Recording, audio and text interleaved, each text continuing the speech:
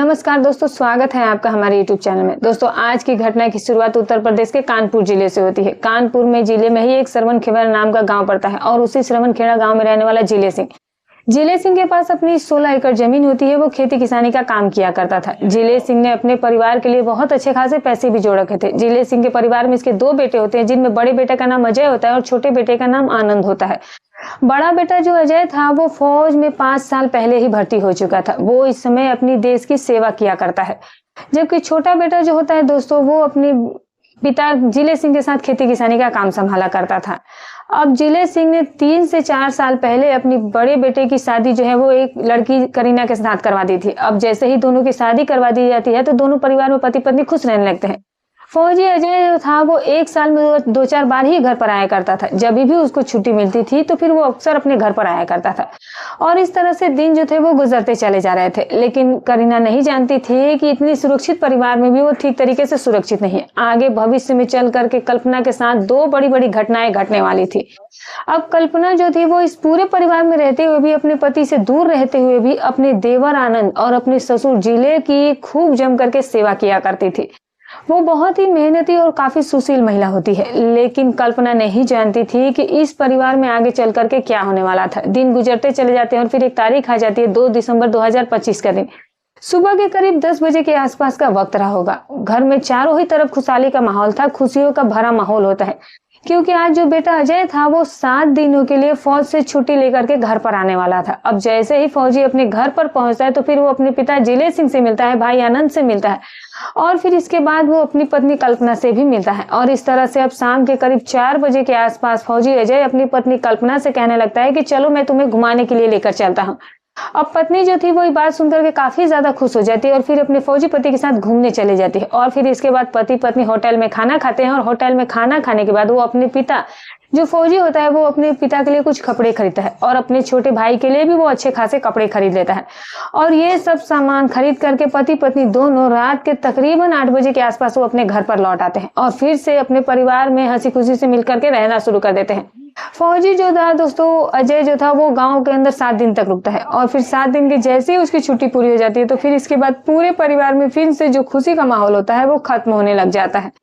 और फिर इस तरह से 12 दिसंबर 2025 का दिन होता है, जिसमें जो फौजी अजय सिंह होता है वो अपनी पत्नी से कहने लगता है कि अब तो मुझे अपने देश की सेवा करने के लिए फिर से नौकरी पर जाना पड़ेगा। और इस तरह से दोस्तों जो पत्नी होती है वो ये सुनकर के काफी परेशान हो जाती है। लेकिन फिर भी जैसे तैसे करके फौजी अजय सिंह अपना सामान पैक करता है और सामान पैक करने के बाद वो अपनी नौकरी पर चला जाता है। और इस तरह से अब 2-3 दिन का वक्त गुजर जाता है और फिर एक तारीख आ जाती है 15 दिसंबर 2025 का दिन। सुबह के करीब 9 बजे के आसपास का वक्त रहा होगा। बरसात का मौसम था और दोस्तों जो जिले सिंह होता है वो अपने छोटे बेटे से कहने लगता है कि बेटा आज काफी ज्यादा बरसात लग रही है तो क्यों ना आज खेत में छाता लेकर के चले। और इस तरह से जिले सिंह जो था वो अपने छोटे बेटे के साथ ये दोनों खेत में चले जाते हैं। लेकिन उस समय तक थोड़ा मौसम ठीक हो जाता है और फिर दोस्तों जो पत्नी कल्पना होती है वो अपने ससुर और अपने देवर आनंद के सारे कपड़ों को धो देती है और कपड़ों धोने के बाद वो उन सारे कपड़ों को सुखाने के लिए ऊपर चली जाती है। अब जैसे ही वो नीचे आती है तो 20-25 मिनट का वक्त गुजर जाने के बाद फिर से अचानक बारिश शुरू हो जाती है, जिसकी वजह से अभी महिला जो है वो सोचने लग जाती है कि कपड़े तो मैंने ऊपर सूखने के लिए डाल दिए हैं, बल्कि वो तो और भी ज्यादा गीले हो जाएंगे। तो इसी वजह से जो बहू होती है वो फिर से अब कपड़े उठाने के लिए ऊपर चली जाती है और फिर जैसे ही वो ऊपर जाती है और कपड़े उठा रही होती है तो फिर ज्यादा बारिश के कारण वो और भी ज्यादा खुद ही भीग कर रह जाती है। अब जैसे ही बहू इतनी बारिश में भीग जाती है तो फिर बहू जो है वो सोचने लगती है कि मेरे भी कपड़े भीग चुके हैं और ठंड का मौसम है और मुझे ऐसा हो जाए कि कहीं मुझे ठंड ना लग जाए। और इस तरह से बहू जो है वो उन कपड़ों को लेकर के नीचे आती है और फिर वो अपने कपड़े बदलने के लिए अपने कमरे में चली जाती है। अब जैसे ही बहू कमरे के अंदर कपड़े बदल रही होती है तो फिर उसी समय उसका जो देवर होता है वो छाता लेकर के घर पर आ जाता है। अब देवर जो था वो ना तो घर के दरवाजे पर दस्तक देता है और ना ही वो अपनी भाभी को आवाज लगाता है। जो देवर था वो सीधे उस कमरे के अंदर प्रवेश कर जाता है जिस कमरे में उसकी भाभी जो थी वो अपने कपड़े बदल रही होती है। और जैसे ही देवर की नजरें अपनी भाभी कल्पना की खूबसूरती पर पड़ती है तो फिर उसकी नीयत में खोट आ जाती है, कमी आ जाती है, क्योंकि आनंद ने अपनी भाभी की खूबसूरती को देख लिया था। अब आनंद की नीयत में कमी आने की वजह से आनंद जो है वो अपनी भाभी की तरफ लगातार देखे जा रहा था। उसकी भाभी उससे कहने लगती है कि आनंद, ये तुमने बहुत गलत काम किया है। तुम घर के अंदर आ रहे थे तो पहले तो तुम्हें कम से कम एक बार आवाज लगानी चाहिए थी, और अगर आवाज भी नहीं लगा पाए तो कम से कम दरवाजे पर ही दस्तक दे देते। और फिर ये 2 चार बातें कहने के बाद दोस्तों जो कल्पना होती है वो अपने कपड़े बदल लेती है। लेकिन आज आनंद की नीयत में इतनी ज्यादा कमी आ चुकी होती है कि वो अपनी भाभी कल्पना को हासिल करने के ख्वाब अपने मन में बना बैठता है। और ये आनंद नाम का लड़का जो था वो अब किसी भी कीमत पर अपनी भाभी को हासिल करना चाहता था। जैसे ही 2-3 घंटों का वक्त गुजर जाता है तो फिर इसके बाद जो कल्पना की माँ संतोष देवी होती है वो उसके पास फोन कर देती है। कल्पना की माँ उसे कहने लगती है कि बेटी मेरी तबीयत बहुत ज्यादा खराब रह रही है, तो तुम 1-2 दिन के लिए मेरे पास आ जाओ। अब कल्पना जो है वो अपनी माँ से कहने लगती है कि माँ थोड़ी सी बारिश हो रही है, अगर बारिश जैसे ही रुक जाएगी तो ठीक है, फिर मैं अपने देवर को लेकर के आपके घर पर आ जाती हूँ। और ये बात कहने के बाद ही दोस्तों जो बहू होती है वो फोन कॉल कट कर देती है। करीब 1 घंटे का वक्त गुजर जाने के बाद लगभग शाम के 5 बजे के आसपास का वक्त हो जाता है और बारिश भी रुक जाती है। अब कल्पना जो थी वो अपने देवर से कहने लगती है कि आनंद मेरे माँ की तबीयत खराब है, तो अभी मुझे अपने मायके जाना है, तो तुम मुझे मेरे मायके में छोड़ करके आ जाओ। और फिर इसके बाद दोस्तों जो देवर होता है वो अपनी भाभी से कहते हैं कि ठीक है चलिए अभी निकलते हैं। और फिर इसके बाद आनंद जो है वो अपने घर से मोटरसाइकिल निकालता है और अपनी भाभी के थोड़े से कपड़े अपने मोटरसाइकिल पर रख लेता है और फिर अपनी भाभी को लेकर के वो मोटरसाइकिल पर बैठा करके उसके मायके की तरफ चल पड़ता है। करीब 10 किलोमीटर का सफर तय किया ले जाता है। और इतना सफर तय करने के बाद अब आनंद की आगे की हरकतें शुरू हो जाती है। आनंद जो था वो अपनी भाभी के साथ गलत हरकतें करना शुरू कर देता है। शुरू में तो इसकी भाभी जो थी वो सारी हरकतों को नजरअंदाज कर रही थी, लेकिन जैसे ही सुनसान इलाका आ जाता है तो फिर आनंद जो था वो अपनी मोटरसाइकिल को रोक देता है। और आनंद जैसे ही मोटरसाइकिल को रोकता है तो फिर इसके बाद दोस्तों जो कल्पना होती है वो आनंद से कहने लगती है कि तुमने यहाँ पर बाइक क्यों रोक दी। तभी आनंद कहने लगता है कि शायद मोटरसाइकिल का पेट्रोल खत्म हो चुका है और इसी वजह से मोटरसाइकिल अचानक से बंद हो गई है। लेकिन भाभी नहीं जानती थी कि आज उसके साथ क्या होने वाला था। इसके बाद जो आनंद होता है वो देखता है कि दूर दूर तक कोई भी जो इंसान है, जो यात्रीगण देख नहीं रहे थे, दोनों ही तरफ ईख के खेत सिर्फ थे। अब इस तरह से सुनसान इलाका देख करके उसी से मैं जो देवर आनंद होता है वो अपनी भाभी के मुंह पर अपना हाथ रख देता है और फिर हाथ रखने के बाद अपनी भाभी के घसीट कर ईख के खेत में ले जाता है। ईख के खेत में ले जाने के बाद वो अपना रुमाल जेब से निकालता है और फिर अपनी भाभी कल्पना के मुंह पर वो रुमाल बांध देता है और फिर इसके बाद दोनों भाभी कल्पना के साथ वो गलत रिश्ते कायम करना शुरू कर देता है। आज के समय में आनंद का जमीर जो था वो बिल्कुल मर चुका होता है। आनंद एक पल के लिए भी इस बात को नहीं सोचता है कि वो उसकी भाभी थी और इस तरह से आनंद जो था वो कल्पना के साथ इस गलत काम को अंजाम देता चला जाता है। दूसरी तरफ कल्पना जो थी वो उसके सामने हाथ जोड़ती रह जाती है, लेकिन उसका देवर जो आनंद था वो रुकने वाला कहाँ होता है। वो इस गलत काम को तब तक करता है जब तक कि उसका मन नहीं भर जाता है। और फिर जैसे ही आनंद का मन भर जाता है तो फिर आनंद जो है वो अपनी भाभी कल्पना को धमकी देते हुए कहने लग जाता है कि अगर तुमने ये बात गांव में किसी को भी बताने की कोशिश की तो मैं तो फंसूंगा ही और साथ में तुम्हें भी लेकर ही डूबूंगा। अब जब ऐसी धमकियां कल्पना को दी जाने लगती है तो कल्पना जो है ये सुनकर काफी डर जाती है और इसके बावजूद भी आनंद जो था वो अपनी भाभी से कहने लगता है कि चलो जल्दी से मेरी मोटरसाइकिल पे बैठ जाओ और मैं तुम्हें तुम्हारे मायके में छोड़ करके आ जाऊंगा। अब मजबूर होकर कल्पना जो थी वो इसकी मोटरसाइकिल पर फिर से बैठ जाती है और फिर इसके बाद दोस्तों जो आनंद होता है वो अपनी भाभी कल्पना को लेकर के कल्पना के मायके में पहुंच जाता है। लेकिन कल्पना जैसे ही अपने घर पर पहुंचती है तो फिर कल्पना इस बात को अपनी माँ से भी छिपा लेती है। वो माँ से कुछ नहीं बताती है और इस तरह से अब ये जो लड़का आनंद होता है वो अपनी भाभी को यहाँ पर छोड़ने के बाद वापस से अपने घर की तरफ चल पड़ता है।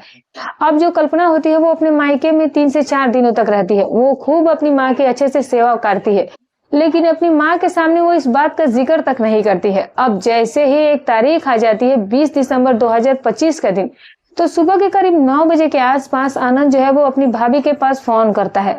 भाभी से वो कहता है कि भाभी आज मैं तुम्हें लेने के लिए वहां पर आ रहा हूँ। लेकिन दोस्तों तभी भाभी जो होती है वो अपने देवर से कहने लगती है कि तुम्हें यहाँ पर आने की कोई जरूरत नहीं है, मैं तुम्हारे साथ वैसे भी नहीं आऊंगी। और इस तरह से वो फोन कॉल कट कर देती है। इसके बाद जो आनंद का पिता होता है दोस्तों वो अपने बेटे से पूछने लगता है कि बहू को गए हुए कई दिनों का वक्त गुजर चुका है, तो जाओ आनंद तुम उसके घर से उसको मायके से लेकर के आओ। लेकिन जो आनंद होता है वो अपने पिता से कहने लगता है कि पिताजी मैंने कोशिश करके देख लिया, वो मेरे साथ आने को तैयार ही नहीं हो रही है। अब जो ससुर होता है वो चिंता में पड़ जाता है कि बहू आखिरकार आनंद के साथ आ क्यों नहीं रही है। अब जो ससुर होता है वो अपने बेटे आनंद की हरकतों के बारे में बहुत अच्छे तरीके से जानता था। तभी उसका पिता उसे कहने लगता है कि आनंद तुमने कहीं बहू के साथ कुछ उल्टा सीधा काम तो नहीं किया था। आनंद जो है वो इस बात से मुकर जाता है। वो कहता है कि मैंने भाभी से ऐसा कुछ भी नहीं किया है। और इस तरह से अब जो पिता होता है वो अपने बेटे आनंद से कहने लगता है कि तुम ऐसा करो कि तुम जाकर मेरी मोटरसाइकिल निकाल के बाहर खड़ी कर दो और मैं ही चला जाता हूँ, बहू को लेकर के आता हूँ। और इस तरह से सुबह के करीब 11 बजे के आसपास का वक्त होता है। जो पिता होता है वो अपनी मोटरसाइकिल को लेकर के अपनी बहू को ले आने के लिए उसके मायके की तरफ निकल पड़ता है। करीब 3 घंटे का वक्त गुजरने के बाद जो ससुर होता है वो अपनी कल्पना के मतलब बहू के मायके में पहुंच जाता है। वो जाकर बहू से कहता है कि बहू जल्दी से अपने कपड़े पैक कर लो, हमें आज ही अपने गाँव में वापस लौटना है। और इस तरह से बहू जो थी वो जल्दी जल्दी में अपना सामान पैक करती है और फिर अपनी माँ से वो कहती है कि माँ अब मुझे अपने ससुराल वापस से लौटना पड़ेगा। इस तरीके से दोस्तों अब शाम के 5 बजे के आसपास का लगभग वक्त हो चुका था और फिर जो ससुर होता है वो अपनी बहू को मायके से लेकर के निकल पड़ता है और करीब 10-15 किलोमीटर का सफर तय कर लिया जाता है। और फिर इसके बाद जो ससुर की नीयत होती है वो अपनी बहू पर खराब होना शुरू हो जाती है। बीच रास्ते में ही जो ससुर था वो तरह तरह की अजीबोगरीब हरकतें अपनी बहू के साथ मोटरसाइकिल पर ही करना शुरू कर देता है। लेकिन शुरू में दोस्तों जो बहू होती है वो अपने मन में सोचने लग जाती है कि शायद उसके ससुर का हाथ जो है वो गलती से लग गया होगा। और इस तरह से अब जो बहू होती है वो लगातार इन्हीं बातों को सोचते रह जाती है। लेकिन दोस्तों जो ससुर होता है उसकी हरकतें जो थी वो रुकने का नाम नहीं ले रही होती है। अब तक हार करके बहू अपने ससुर से कहने लगती है कि पिताजी सामने देख करके मोटरसाइकिल चलाइए। अब दोस्तों जो ससुर होता है वो अपनी बहू का इशारा समझ चुका होता है। ससुर अपने मन में सोचने लग जाता है कि इस समय मौका अच्छा नहीं है, गांव की सीमा पर जाने के बाद ही अपनी बहू को खेत में लेकर के जाऊंगा। और इस तरह के ख्याल वो अपने मन में बना लेता है। और फिर इसके बाद मोटरसाइकिल जो थी वो चलते जा रही थी। तकरीबन शाम के 7 बजे के आसपास जो ससुर होता है वो अपनी बहू कल्पना को लेकर के गांव की सीमा पार कर चुका होता है।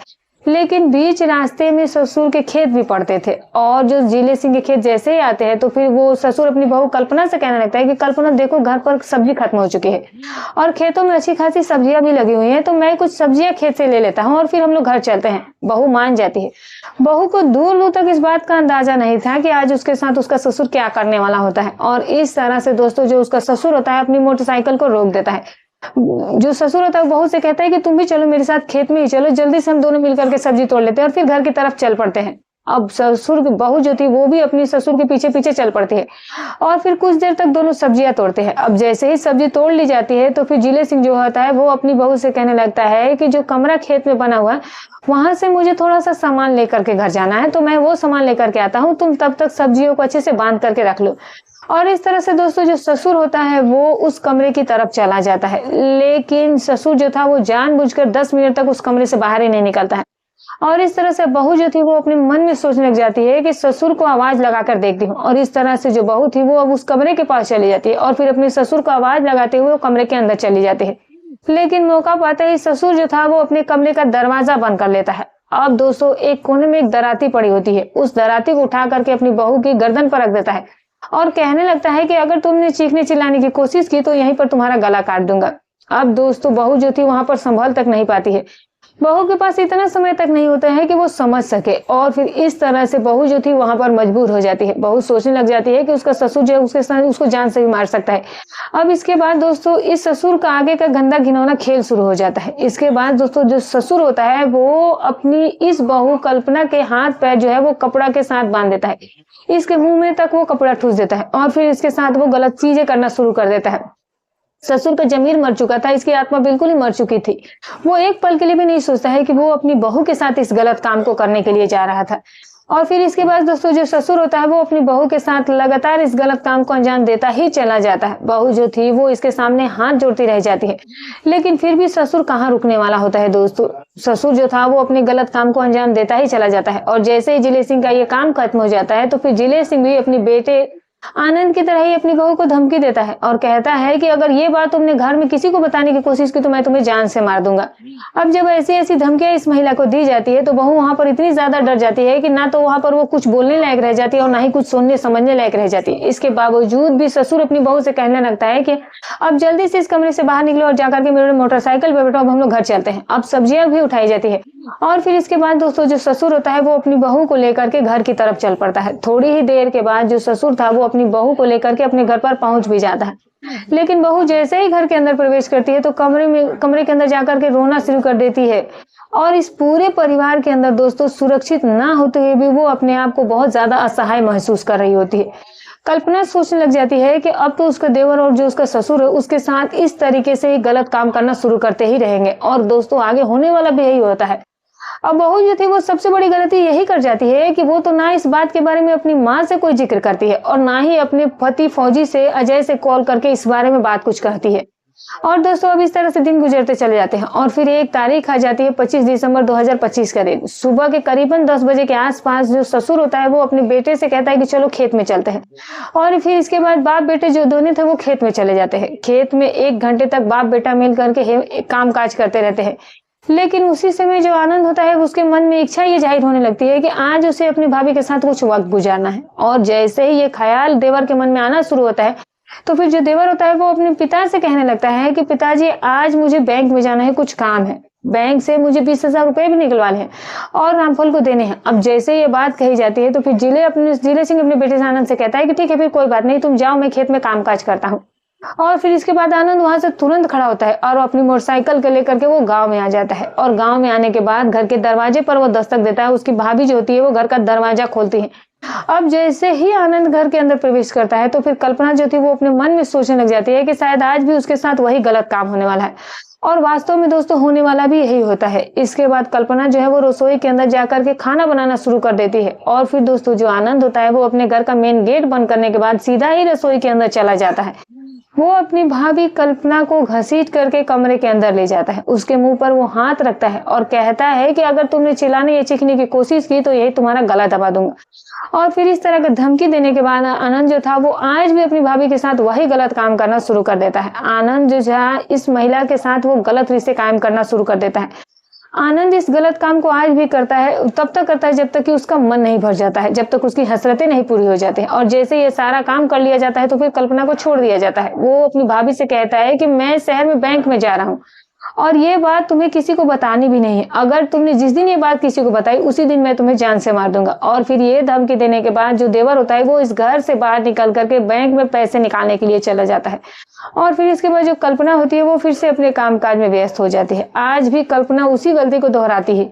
लेकिन भाभी जो थी वो कल्पना वो ये नहीं जानती थी कि आज उसके साथ फिर क्या होने वाला है। 1 घंटे का वक्त गुजर जाने के बाद घर के दरवाजे पर फिर से दस्तक होती है। और फिर इसके बाद दोस्तों जब कल्पना अपने घर का दरवाजा खोलती है तो वो देखती है कि उसके सामने उसका ससुर जिले सिंह खड़ा होता है। और जिले सिंह जो था वो घर के अंदर प्रवेश कर जाता है। जिले सिंह इसके बाद अपनी बहू कल्पना से कहता है कि जल्दी से जाकर के मेरे लिए खाना लगा दो। और फिर इसके बाद कल्पना जो है वो जल्दी में अपने ससुर के लिए खाना लगा देती है। खाना लगाने के बाद जो कल्पना होती है दोस्तों वो अपने कपड़े धोना शुरू कर देती है। और फिर जैसे ही वो कपड़े धो रही होती है तो फिर आज इस ससुर जिले सिंह की नीयत में फिर से खोट आ जाती है, कमी आ जाती है। ससुर जो है वो अपना खाना बीच में ही छोड़ देता है और फिर अपने घर का मेन गेट बंद करके वो अपनी बहू कल्पना को वहीं पर पकड़ लेता है, उसके मुंह पर हाथ रखता है और फिर उसको घसीट करके वो कमरे में ले जाता है। और फिर इसके बाद ससुर भी आज अपनी बहू के साथ वही गलत और गंदा काम करना शुरू कर देता है।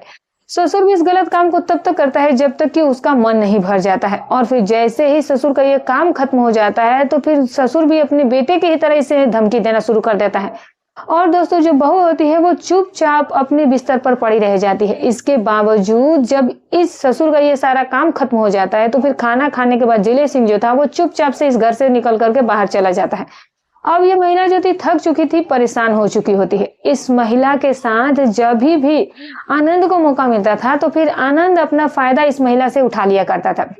और जब भी इस जिले सिंह को मौका मिलता था ससुर भी इस महिला का फायदा उठा लिया करता था। अब दिन जो थे वो ऐसे ही गुजरते चले जा रहे थे। लगभग 1 महीने का वक्त ऐसे ही गुजर जाता है और इतना वक्त गुजरते गुजरते कल्पना का शोषण लगातार होते ही जा रहा था। और अब बहू जो थी वो थक चुकी थी, परेशान हो चुकी थी। और फिर इसके बाद एक तारीख आती है 23 जनवरी 2026 का दिन।